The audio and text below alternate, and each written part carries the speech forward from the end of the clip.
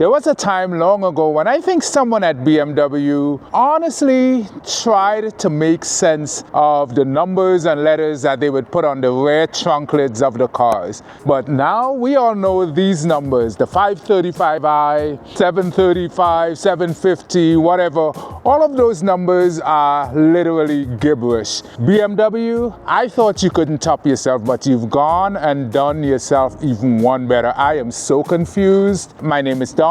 You're watching The Better Car Guy. Let's talk about it.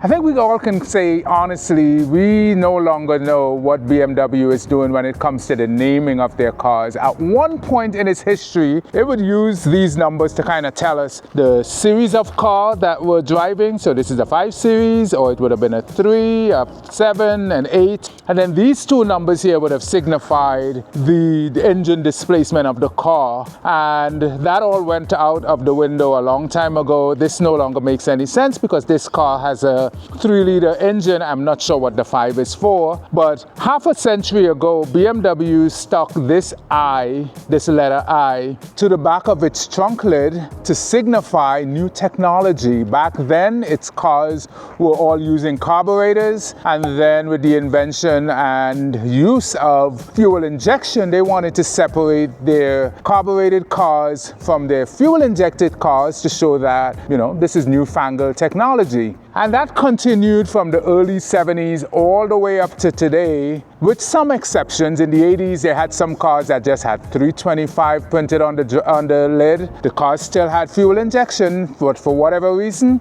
they didn't use the I. Someone noticed either on a blog post or maybe on some marketing material that the 2025 X3 M50 was missing the very small, almost indecipherable I at the end of the car numbering scheme. And maybe they just followed up with an innocent question to BMW, and the response they got back was maddening. So to explain what's happening, BMW started to get into electric cars a while back. They made the i3 sedan and the i8, which was like a small, sleek, spaceship-looking electric car. It was more of a hybrid initially, but then it became BEV, battery electric. And then they discontinued those two cars, and no one thought about them anymore.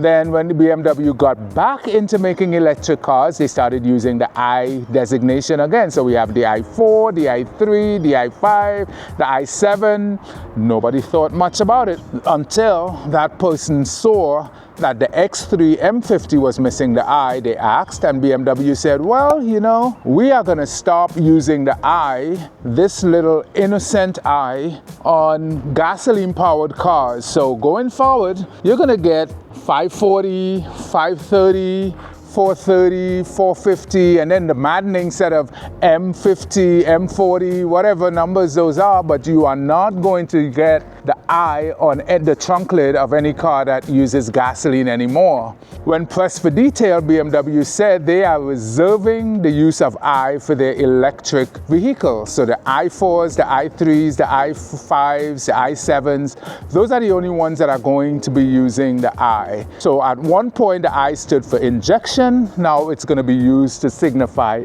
innovation.